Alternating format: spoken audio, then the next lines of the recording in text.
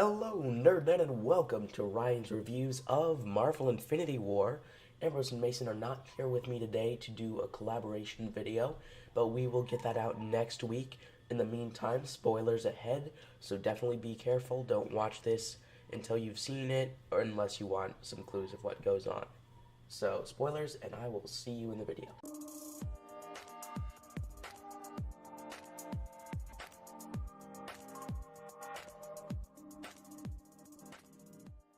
Alright, so I got back from Infinity War, and all I have to say is it was pretty good. I enjoyed the movie in general. There were a lot of things going on at the same time, which is one of my main criticisms here. They had a lot of characters, and I know that was the point of the movie, but they had multiple different just people that weren't even in the same continuity most of the time, like Guardians of the Galaxy. It was a kind of fragmented story arc because they had to keep flashing between all of these different people at the same time. So that was one part that I didn't enjoy as much because you would get really into a scene and then you wouldn't see the rest of it for like 5 to 10 minutes because they had to flash to one of the other 4 groups of characters doing their own thing. So they had like Rocket split off with Thor and Groot to go get the Stormbreaker, which was a part that I honestly loved in this movie. The Stormbreaker was pretty awesome. With Thor, after everyone gets massacred, all of his friends get massacred, which is wonderful in its own right because there were a lot of characters that I really enjoyed from Thor Ragnarok that were just killed off screen. Like, I don't even remember his name. Like the Rocky guy that was talking about staging a revolution. Not staging a revolution, having a revolution. He just isn't there. Like, all of them are just dead, including Loki, which I honestly expected him to appear later in the film. He might appear in the next one. But yeah, Loki got stabbed big time. But as we know, he could just straight up come back because Loki is Loki. God of mischief, as he said shortly before he died. So yeah, spoilers are rampant in this. Next we have my favorite part of the entire movie. I think honestly that would have to be probably the shots of Thanos' ship just right at the beginning of the movie in front of the ship that all of the Thor and Loki and the Hulk are on, and that just beginning scene of the whole movie with Loki and the Hulk fighting and Thor just kind of sitting there chained up. Honestly, I was mad that they didn't have, well, I wasn't mad, but I was kind of disappointed that they didn't bring back any of Thor's powers from the previous film except when he was using Stormbreaker. Because one of the main quotes was, like, something about, "You're not the god of hammers," and he kind of threw it away in this movie. Like, of course, now he has an axe, not a hammer, in Stormbreaker, but he didn't really use his powers at all until he had Stormbreaker in that final fight where he just kind of wiped everyone out, which I have enough problems with myself. That final fight was pretty awesome, but it also showed a lot of potential or missing potential from other parts of the film, such as the fight with Tony Stark, Star-Lord, Drax, Mantis, etc. Against Thanos. Thanos actually almost gets taken out in that fight, which I understand they were using strategy, but then in the next scene, he appears and just uses the Infinity Gauntlet over and over, just instantly taking down everyone in his path, including Hulkbuster with Bruce Banner inside, including Black Panther, including literally everyone that was there except Thor, who kind of impaled him on his hammer. But or on his axe. I I kind of was disappointed about that in that aspect, that he didn't really use the Infinity Gauntlet to its full potential. Although I get that it would be a pretty short movie, because even when he just turns everything to bubbles or makes himself a clone double, like if he had been using the Infinity Gauntlet to its full potential, the whole movie, it would have been like 10 seconds long and involved him just essentially warping reality and overpowering everyone within milliseconds, because he did that in the final fight up until he got stuck on an axe. Um, I did enjoy that whole forging the Stormbreaker scene. That was really great. I think it would have been far better if it hadn't been constantly cut in half so that they could show the fight going on. To be honest, the movie would have worked better if it was either longer or two movies. And I know it's already two movies, but the storyline was fragmented to me, and a lot of the stuff would have been much better if it hadn't had to cut away to another scene which is also unfolding at the same time. Like, I believe the final battle was going on at the same time the Guardians of the Galaxy were fighting Thanos. So, like, that's two huge battles happening at literally the same time. So they had to keep cutting back and forth. Another thing I didn't enjoy as well was camera work sometimes. The cameras were, like, really shaky in some parts of the movie, and when I was watching it, this wasn't even after. When I was watching it, I was just like, oh, I do not like this. It did not look good to me, and it kind of made it hard to focus for me personally on some of the fighting scenes or some of the characters' faces. Another thing, this is heavy spoilers, so skip ahead a few seconds if you don't want to hear this, but this is the deaths that I recall personally.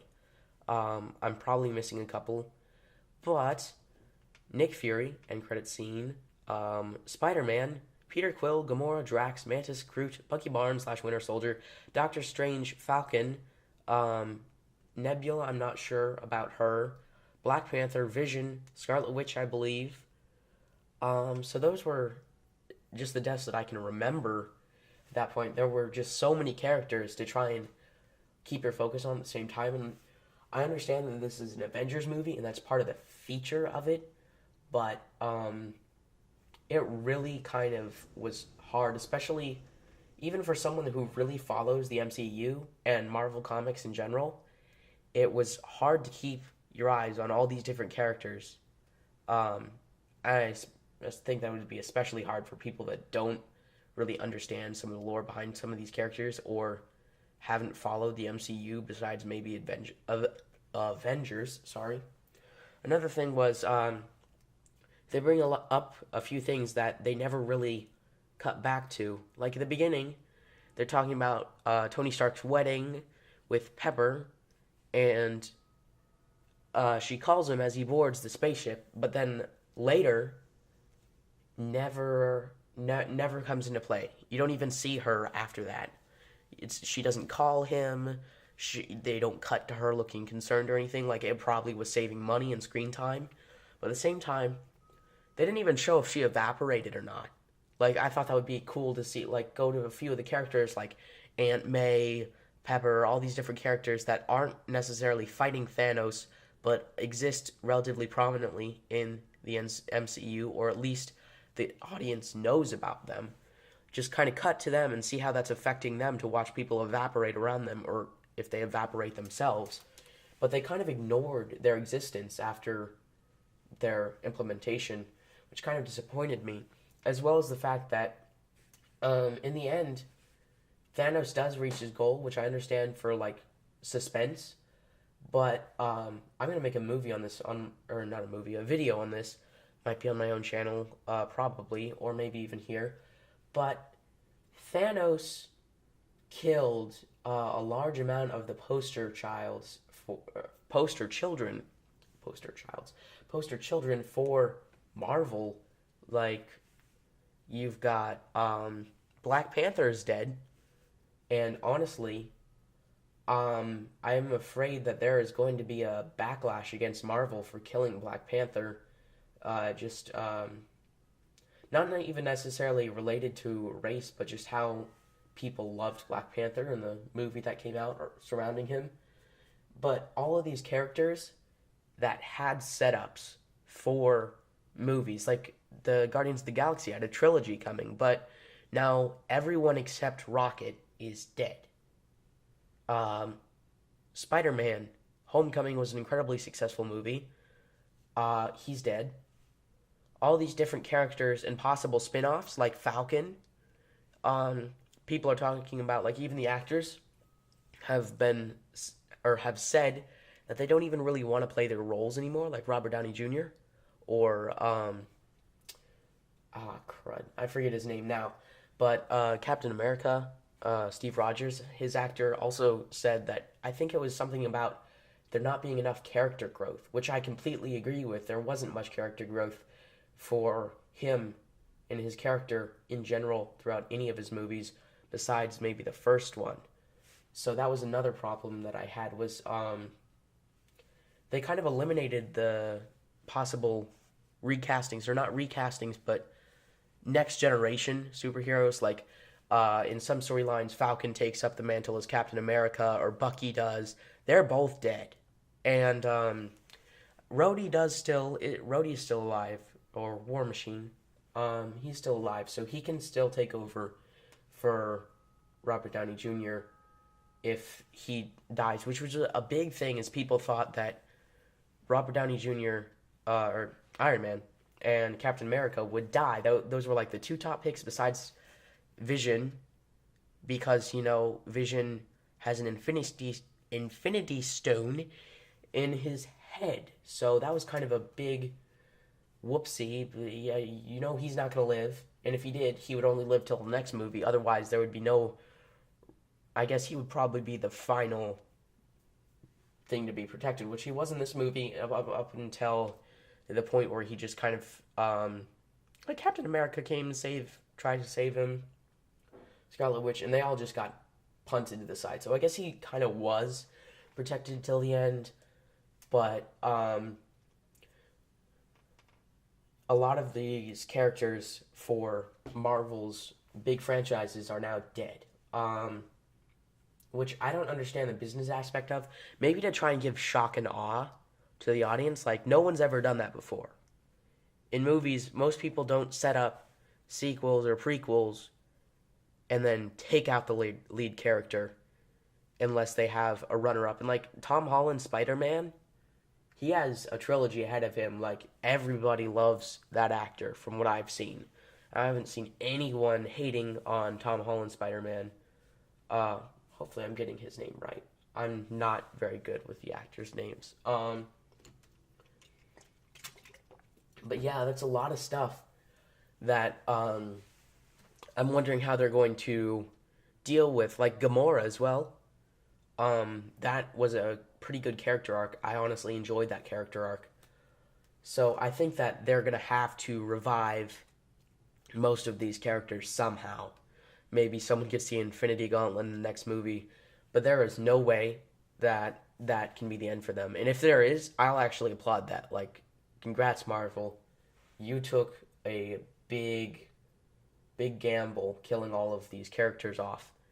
And I wouldn't be mad at all. That would be actually pretty awesome to see some new stuff like that in film. And if there has been stuff like that that's happened before, please tell me in the comments. This is one of the first things that I can really think of, where all these crazy characters with all of these sequels set up are killed off like that.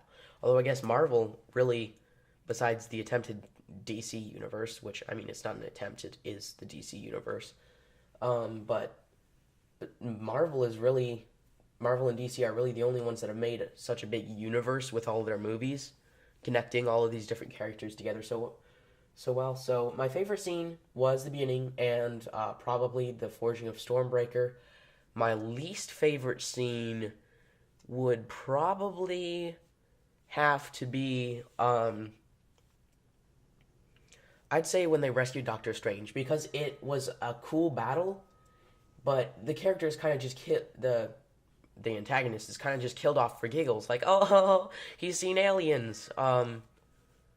It's funny because Peter Parker's a kid and he thinks aliens is super old and a classic or whatever. I don't know. But I think it's played off more for giggles when that could have been a really awesome character if there had been a more serious end to him. It would have been better, in my opinion. Like, I get that they had to save Doctor Strange and all that, but having him just get sucked out into space seemed kind of odd as a way to off a crazy, powerful bad guy character, antagonist. Because it would have been better if maybe Doctor Strange took him on again, this time actually defeating him. But I feel like even if he did get sucked out in space, with all his little techno powers, he should be able to bring himself back up. I did like the addition of Iron Spider, or Steel Spider. I forget. I better not have screwed that up. No, I'm right. It was the Iron Spider. So, anywho, I enjoyed all these different character developments, but I was kind of disappointed with the ending, and I really want to see the next movie. And I have some theories for that too, which I will be publishing. So, thank you for watching this video. I think I'm going to end it here after I give my rating, which I would have to rate it a solid, I'd say 7.5. It was enjoyable, but there were some errors that I didn't really like. All the flashing between characters, which really, they didn't really have a choice, unless they made it so only one battle took place at a time. They had to keep flashing between there. There was too many characters, and in too many different places. Up until the very, very end, there was only 2 different groups of characters. But solid 7.5, 7. And that's where I'm going to end this. Thanks for watching. If you enjoyed, like and subscribe. If you want to see other videos, check those out in our channel and my own channel. And I'll see you later. Thanks for watching the video.